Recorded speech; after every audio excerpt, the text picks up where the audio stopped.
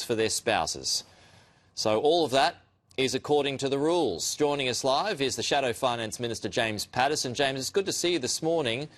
So within the rules, is that a good enough defence?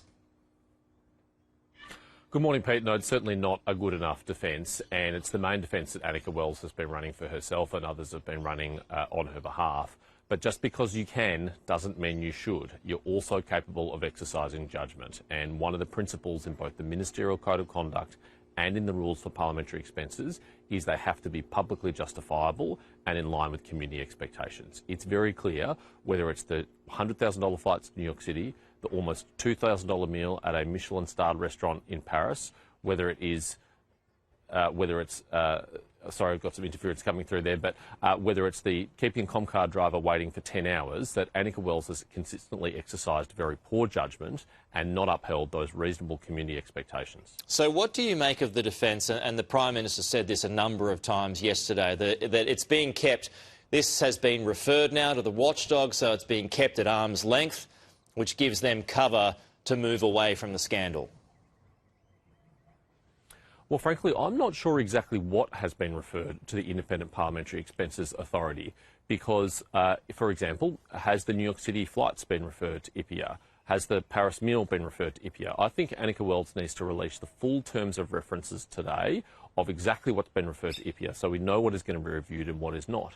Because some of the defence which is made on her behalf is that this is all about the use of the family reunion budget. But again, many of those expenses had nothing to do with the family reunion budget. Her family was not with her in Paris. Her family was not with her in New York. Her family is not responsible for her keeping a Comcar driver waiting 10 hours outside a grand final. So again, it has to be very clear about what's being reviewed here. That's why we've called for the Prime Minister to refer this to the Secretary of the Department of Prime Minister and Cabinet for a review as to whether Anika Wells has complied with the Ministerial Code of Conduct, which is appropriately a higher bar than just the IPIA guidelines. So, I mean, all parties are guilty of this. They've all got their nose in the trough, so to speak, the Liberal Party as well, and there's been all this sort of talk about what changes, if any, might need to take place moving forward, whether it's a restriction of the travel of spouses, what have you. What restrictions would you like to see moving forward so that there's just not this splash of cash when everyone else is struggling to earn a dime?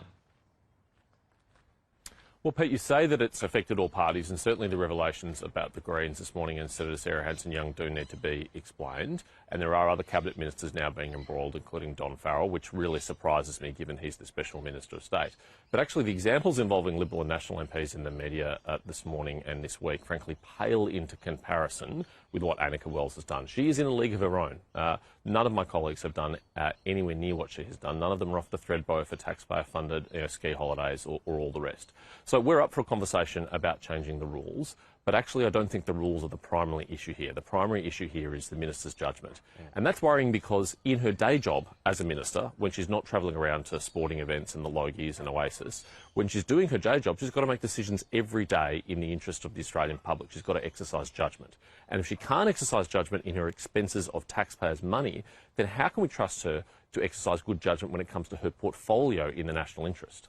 But as for restrictions, I mean, would you be open to any moving forward?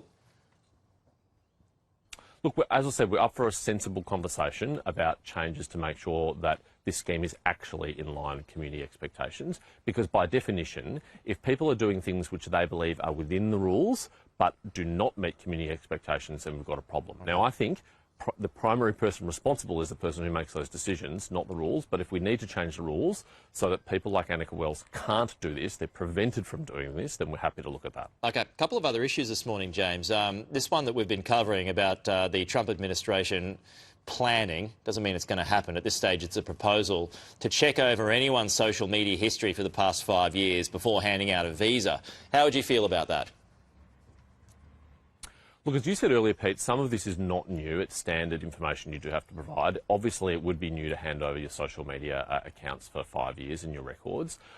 The immigration policies of the United States government really are a matter for the United States, just as Australia's immigration policy is a matter for us. It's not up to me to tell the US government what they can and can't do when they screen visa applicants, nor would we accept them telling the Australian government what we can do about how we screen our visa applicants. Presumably, if you've said anything negative about Donald Trump in the past, you just delete your posts before you apply for a visa. People may well do that. I wouldn't want to give US visa application advice, certainly not on your program this morning. OK, just a final one here. Talking about immigration, and I'm sure you're going to reveal all the details for me this morning, James, but about this values test which we're reading about that's going to be toughened, this ahead of your migration policy, which is going to be announced before Christmas. Do you have any idea of how many you would expect to be caught up in all of that? Any more details you can share on that? Well, just to directly address some of the speculation in the article in The Australian today, part of that article was wrong. If we are going to be implementing a values-based test for visa applicants, it will be universal in application. It will be not discriminatory. It will not single out any one nationality or country of origin. And it will say that if you want to come to this country, that you have to abide by and uphold the values of this country. And I think that is a very reasonable requirement.